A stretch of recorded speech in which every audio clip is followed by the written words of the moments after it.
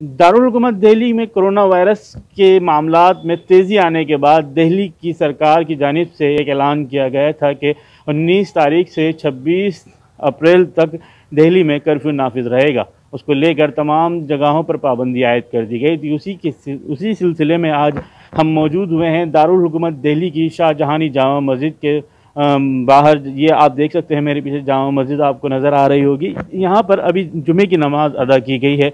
इस जुमे की नमाज में मस्जिद के इमाम और 4-5 लोगों के अलावा आवाम को उसमें दाखिल होने की इजाज़त नहीं दी गई थी।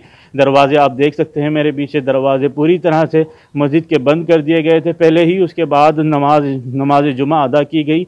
नमाज जुमा अदा करने के बाद यहाँ पर इमाम साहब ने बाहर आकर देखा और उसके बाद वापस अंदर चले गए। आपको बता दें कि ये पहली बार नहीं है, इससे पहले गुज़िश्ता साल भी तमाम रमज़ान में जामा मस्जिद को बंद रखा गया था आवाम के लिए, उसको जाने की इजाज़त नहीं थी। उससे पहले सन 1992 में भी इस तरह के हालात बने थे जब कर्फ्यू नाफिज हुआ था। उस दौरान भी मस्जिद में नमाज़ पढ़ने पर पाबंदी लग गई थी, जिसकी वजह से मस्जिद को बंद कर दिया गया था। कि कोरोना के हालात जिस तरह से दिल्ली में बढ़ते जा रहे हैं, उसको देखते हुए, उसको मद्देनज़र रखते हुए ये तमाम रहनुमा हिदायत जारी की गई थी। ATV भारत के लिए दिल्ली से मोहम्मद राहिम।